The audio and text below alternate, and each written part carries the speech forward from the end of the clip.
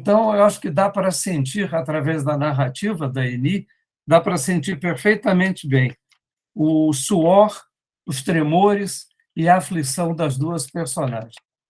De modo similar, o quinto conto, Flor de Sabugueiro, leva-nos a sentir o doloroso drama da mãe viúva que busca atendimento médico e medicinal para a sua filha que está doente e com sintomas de febre alta.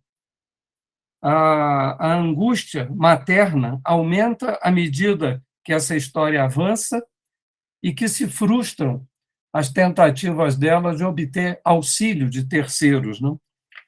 A força do texto da Eni certamente induz o leitor a apoiar a atitude drástica tomada pela personagem quase ao final do conto.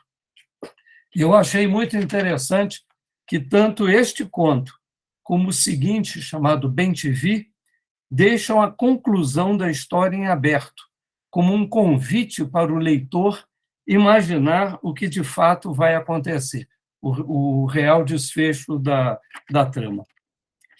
Outro conto que eu gostaria de comentar aqui, o terceiro, que se chama Viajores, eu acho que ele sobressai no conjunto desse livro e emociona pelo lirismo, como se relata a alegria das crianças com a grande novidade para elas de percorrer uma estrada asfaltada.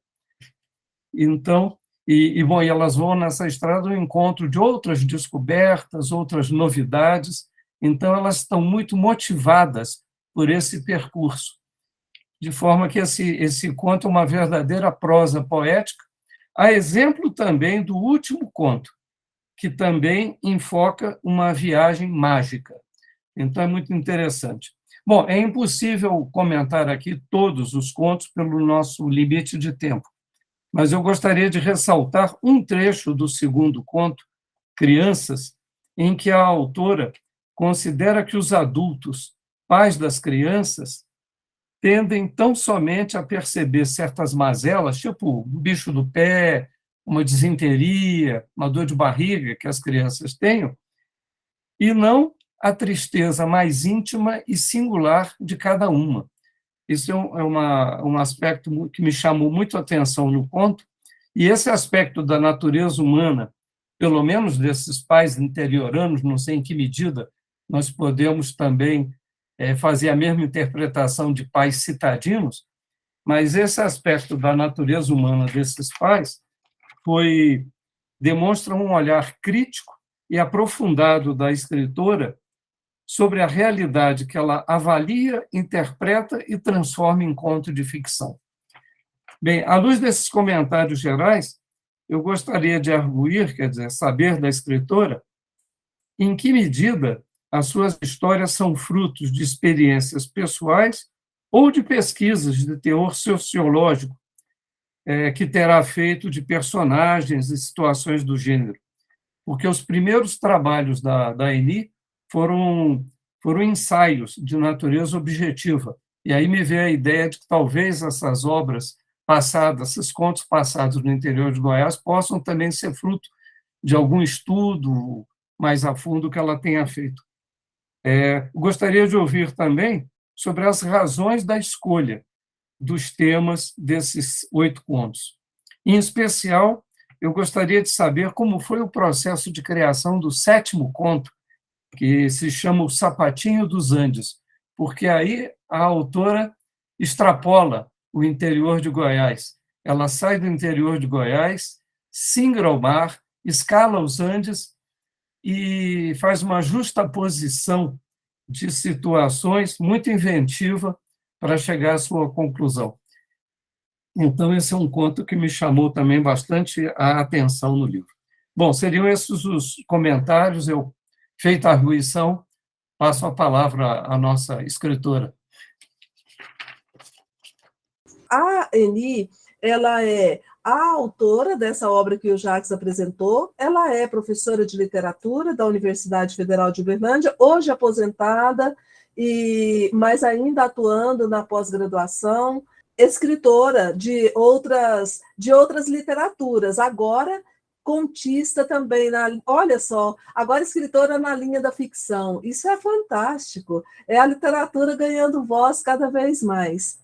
Jacques, eu estou muito comovida e admirada de sua leitura tão generosa.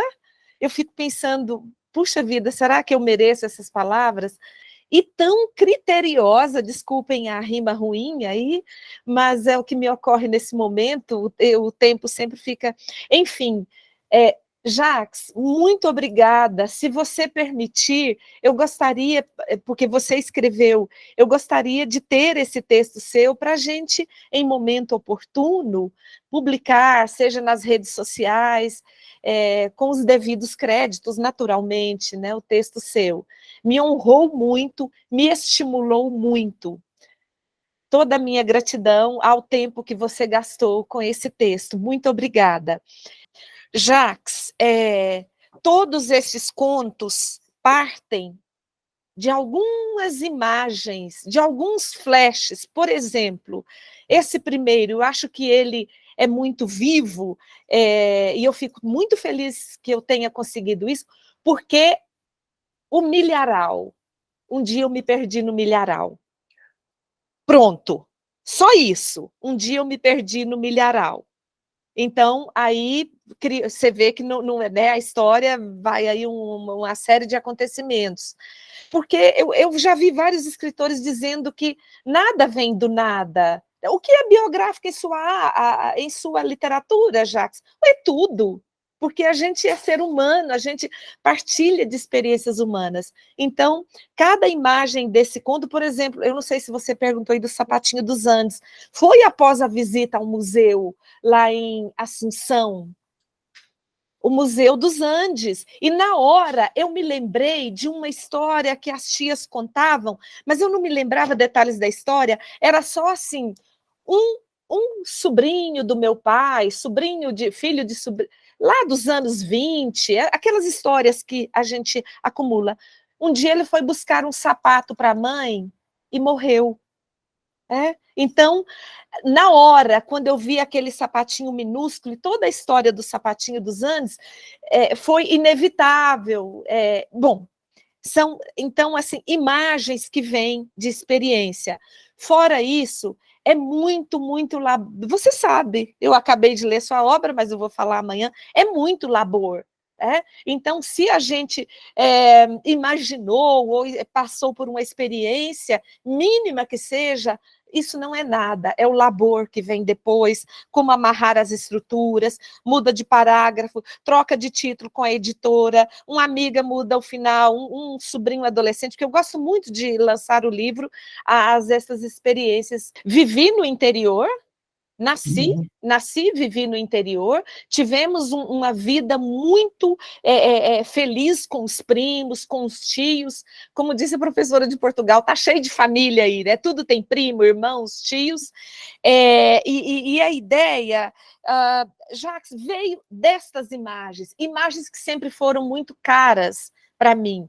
Por exemplo, o Bem-te-vi, aquela imagem final lá, que ela é simplesmente, ela incomoda, da mulher sobre a cama, também de alguma coisa que um dia eu vi, que a mulher se levantava numa corda. Então, essas são as motivações de alguma coisa que desencadeou. Eu lendo o seu livro, Jacques, cada coisa que eu pensava, isso aqui dá um conto fantástico, isso aqui dá um conto maravilhoso, isso aqui dá um conto extraordinário. Página sobre página. Então, talvez o que eu tenha feito no primeiro momento foi decalcar, aí fazer uma decupagem aí de imagens aqui e ali da vida que eu ouvi e que eu elaborei artisticamente, penso eu, né? Assim, não, especialmente, você já respondeu, na verdade, que foi o processo de criação do Sapatinho dos Andes, porque Isso. Nessa aí, como eu disse, são 3 situações que se justapõem, né?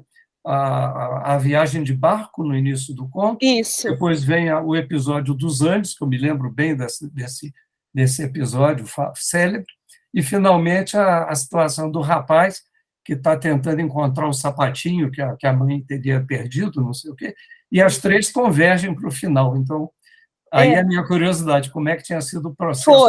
Foi isso. Sempre mexeu comigo essa história que eu não lembro como foi, se ele foi picado de cascavel ou se ele teve realmente um ataque epiléptico. Eu só sei que contavam que ele foi buscar um sapato para a mãe enfim. E foi realmente, né, na visita ao museu, conforme eu disse, e foi isso, né, que juntou, e essa coisa da viagem, que mexe muito com a gente, a gente viaja, mas está sempre viajando para dentro, né, para dentro das memórias, para dentro das percepções. Nossa, Jacques, eu estou, assim, tão feliz com a sua leitura, tão lisonjeada e cheia de responsabilidades. Muito obrigada. Pois é, não, eu até vou acrescentar uma outra coisa também de pessoal.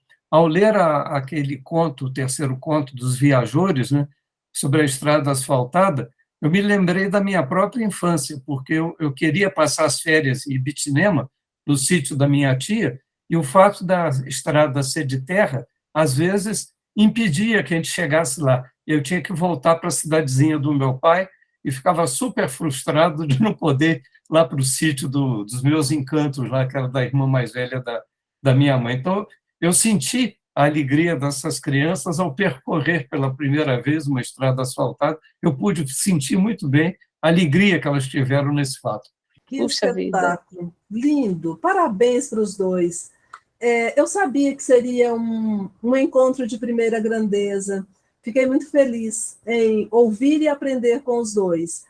Não é bem uma pergunta, mas dizer que eu estou muito encantada com a análise do professor Jacques, como a Amy disse, desse cuidado, desse debruçar sobre o texto, né? Porque a gente que não conhece, eu, por exemplo, que não conheço ainda esse material, estou aqui fascinada, já querendo receber da Amy uma cópia para ler. E parabenizar a Eni com tamanha sensibilidade, né? E fazer o encadeamento desses contos, mostrando tanta riqueza, tantos detalhes, tanta beleza. Estou, assim, encantada. Foi realmente uma tarde maravilhosa, tanto a avaliação quanto o conteúdo do texto.